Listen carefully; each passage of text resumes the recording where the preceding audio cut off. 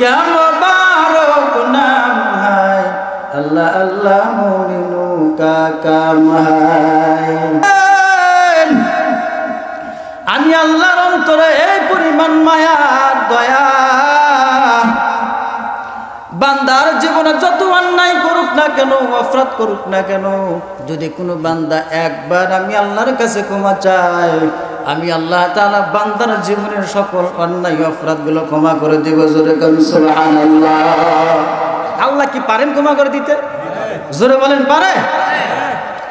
এই জন্য আল্লাহ তাআলা নবী আলাইহিস সালাতু ওয়াস সালামকে জানিয়ে দেন, নবী আমার, এই আমার গুনাহগার বান্দা বান্দীদেরকে ঘোষণা দিয়ে দেয়, বান্দা যতই অন্যায় করুক না কেন, অপরাধ করুক না কেন, একবার যদি বান্দা আমি আল্লাহর কাছে আত্মসমর্পণ করে, একবার যদি বান্দা আমার কাছে ক্ষমা চায়, আমি আল্লাহ তাআলা বান্দাকে মাফ করে দিব, মাফ করে দিব। এটা কেমন?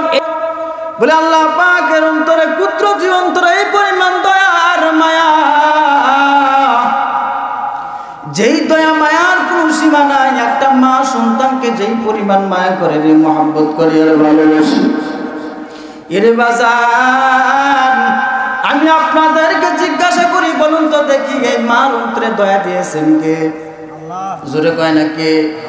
তাহলে যিনি দয়া দিয়েছেন, বলুন তো তার অন্তরে, কুদরতি অন্তরে কি পরিমাণ দয়া আর মায়া।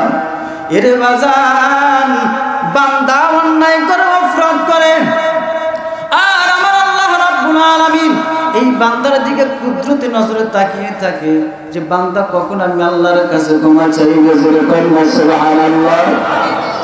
কেমন? নবী আলাইহিস সালাতু ওয়াস সালাম বলেন, এ আমার উম্মত রে শোনো, বান্দা যখন অন্যায় করে, আমার আল্লাহ রাব্বুল আলামিন বান্দার দিকে কুদরতি নজরে তাকিয়ে থাকে, এবং প্রত্যহ রজনীতে আমার আল্লাহ রাব্বুল আলামিন বান্দাকে আহ্বান করে, বান্দাকে আহ্বান করে, এ বান্দাকে আসো, গুনাহ ক্ষমা প্রার্থনাকারী, আমি আল্লাহর কাছে ক্ষমা চাও, আমি আল্লাহ রাব্বুল আলামিন তোমাকে ক্ষমা করে দেব।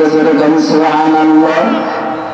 এইভাবে একদিন নয়, দুই দিন নয়, আমার আল্লাহ দয়াময় আল্লাহ প্রত্যহ রজনীতে প্রথম আসমানে আসিয়া বান্দাকে আহ্বান করে, বান্দারে আসো, আমি আল্লাহর কাছে ক্ষমা চাও, আমি আল্লাহ তাআলা তোমাকে ক্ষমা করে দেব, তোমাকে ক্ষমা করে দেব।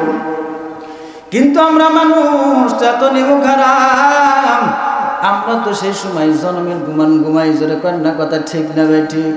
আল্লাহ বান্দাকে ডাকে, বান্দা আয় আয়, অথচ আমরা আল্লাহ পাকে ডাকে সাড়া দেই না। আমরা সেই সময়টা জন্মের ঘুমান ঘুমাই।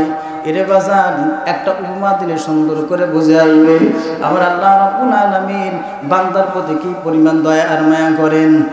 একজন বান্দা 1 বছর নয়, 2 বছর নয়, 80 বছর যাবত পর্যন্ত হিন্দুদের মূর্তি মন্দিরের মধ্যে বসিয়া সনাম সনাম বলে জিকির করে। সনাম হলো হিন্দুদের একটা মূর্তির নাম।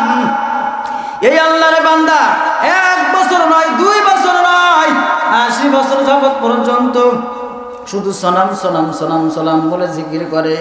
একদিন হঠাৎ করে গভীর রাত এই আল্লাহর বান্দার সনাম সনাম বলে জিকির করতে করতে ঘুম এসে গেছে, চোখে ঘুমের ভাব এসে গেছে, তন্দ্রার ভাব এসে গেছে রে ভাই। এই সময় সনাম সনাম বলে জিকির করতে করতে হঠাৎ করে তার জবান ফসকিয়ে সমাজ শব্দটা বের হয়ে গেছে। সমাদ হলো আমার আল্লাহর নাম, কুল হুয়াল্লাহু আহাদ আল্লাহুস সামাদ। আমার আল্লাহর নামটা অনিচ্ছাকৃতভাবে জবান দিয়ে বের হয়ে গেছে। জবান দিয়ে